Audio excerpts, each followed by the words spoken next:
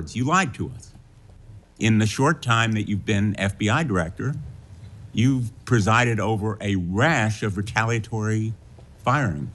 3 FBI agents have recently sued you. Their actions, quote, distract agents from their work, foster fear that their assignments could cost them their careers, either now or under the next administration, and increase the risk of criminal and national security threats. We disagree with your entire premise that I have lied or am misleading the FBI. Senator Richard Blumenthal tells FBI Director Kash Patel, "You lied to us," and left him scrambling. He's confronting the FBI director over alleged retaliatory firings, political interference, and a bureau on the brink of distrust from within. Veteran agents are suing, morale is collapsing, and while Patel boasts record arrests and seizures, the real story is about power, promises broken, and a leadership test he spectacularly failed. Retaliation, and you promised me, as you did other members of this committee, quote, every FBI employee will be held to the absolute same standard and no one will be terminated for case assignments. You went on to tell me, quote, all FBI employees will be protected against political retribution. And you assured one of my colleagues that you would honor the internal review process of the FBI. I'm not going to mince words. You lied to us. That moment didn't come from nowhere.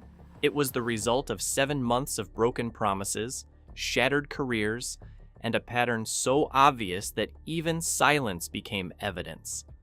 Kash Patel sat before Congress and made a commitment. Every FBI agent would be treated equally. No political retribution.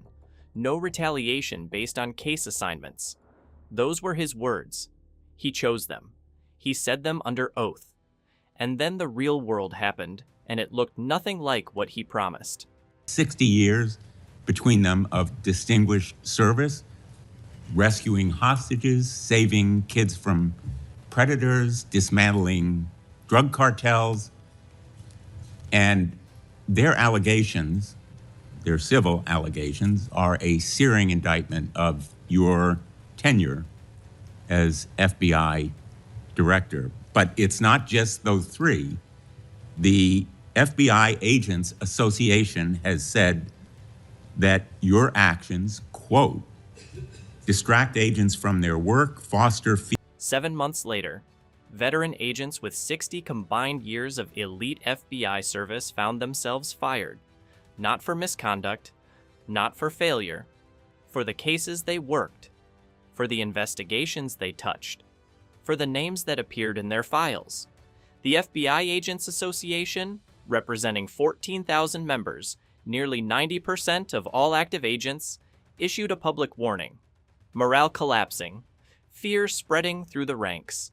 The people who chase kidnappers, dismantle terror cells, and hunt the worst criminals alive were scared of their own leadership.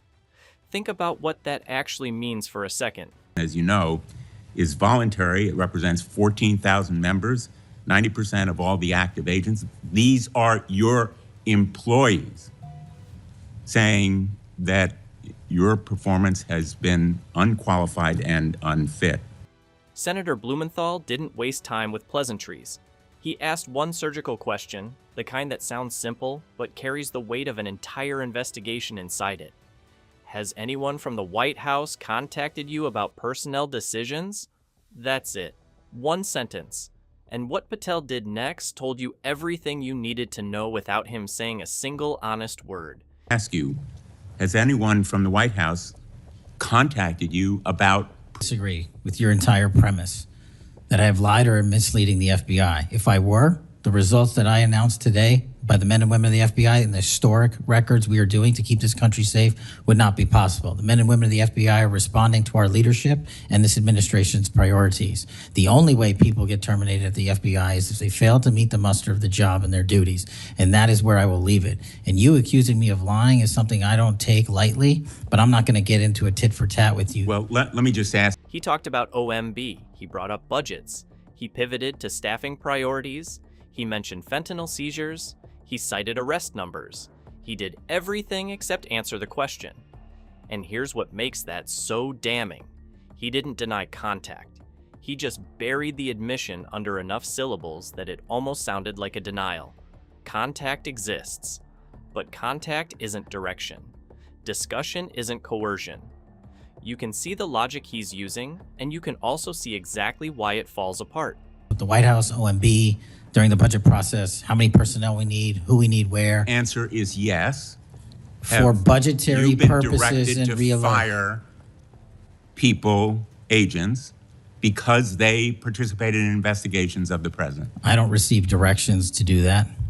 Has anyone I make the suggested decisions. it? Has anyone asked you to do it? The best information is, yes, you've taken suggestions and direction from the White House in firing qualified agents. When politically sensitive agents are fired after White House conversations, the line between contact and orders stops being a legal shield and becomes a punchline. 3 senior agents sued, alleging retaliation tied to investigations of the former president, while a reported remark from Mayorkas Patel, "I know this is probably illegal, but I have to do it or lose my job," portrays someone trapped in a political machine, compelled to follow orders under threat to their career. Termination at the FBI was a decision that I made based on the evidence that I have as a director of the FBI, and it's my job, and I'm not going to shy away from it. And as you stated, those are allegations, and that is an ongoing litigation. So they'll have their day in court, so will we. The allegations are not just in that lawsuit, Director Patel, and I think your testimony confirms that, in fact, you've taken direction from the White House. I don't. More than 50 fired agents joined a class action lawsuit. Every time Patel faced bad press, a wave of terminations followed. The Fox News lawsuit brought firings. The Mar-a-Lago investigation brought a purge. You don't need a smoking gun when you have a calendar and a pattern this consistent. The timeline does the talking. These individuals deserve to be protected from Trump retribution. That was your first test. You failed it. By saying all FBI employees should be protected? That is a test of professional diligence because it is the measure of whether you will stand up and say no to the president if he gives you an unlawful or illegal order. And then there's the moment that revealed something deeper about judgment, about who this man actually is when the cameras aren't watching him perform accountability. The January 6th prison choir. Patel didn't just listen to the song. He produced it. He promoted it. He put his name and his platform behind music made by people who had been convicted of attacking police officers, using pepper spray, committing assault on the very law enforcement personnel the FBI is supposed to represent.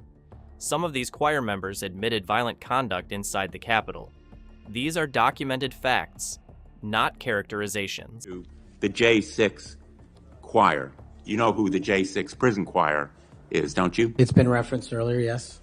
And you know about the song that, in fact, you produced, you promoted, and you used to, as you put it, support, raise awareness and support for the political prisoners still locked in jail. Those J6 choir, were they political prisoners? I don't know everyone in the J6 choir. That's what you said. Blumenthal asked him directly, "Are these political prisoners?" Patel's answer was remarkable for its audacity. He said he didn't know them. He sat there, the man who produced and monetized a song featuring their faces and voices, and claimed ignorance of their identities. You can argue about politics. You can debate policy. But you cannot produce someone's art and then claim you don't know who they are. That's not a position.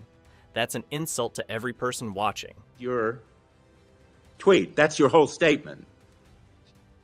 Well, you won't stand behind your own statements made in tweets, countless of them. As a matter of fact, as you put it to Steve Bannon on his show, then we went into a studio and recorded it, mastered it, digitized it, and put it as a song now releasing it exclusively in the war room. That was the J6 prison choir song. And all proceeds were given away to charity to help families And you in called need. them political prisoners?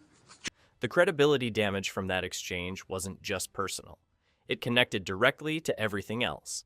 If this is the judgment the FBI director applies to public associations, what does his judgment look like behind closed doors, where nobody is watching, where careers get decided with a phone call and a quiet nod? Glorified him. You promoted and produced a song to raise money for them.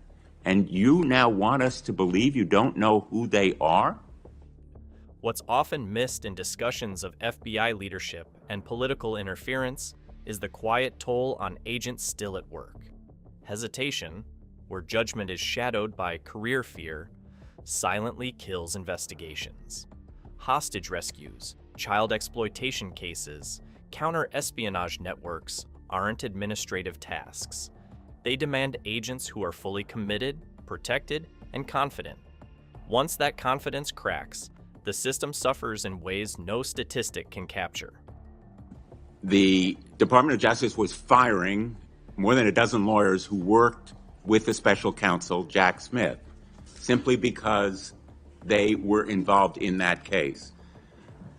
You've committed that the FBI will not be politicized. So here's your first test.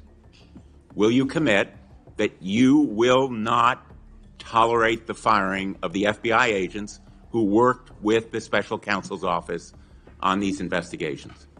Jack Smith's office showed what happens when political pressure collides with professional duty.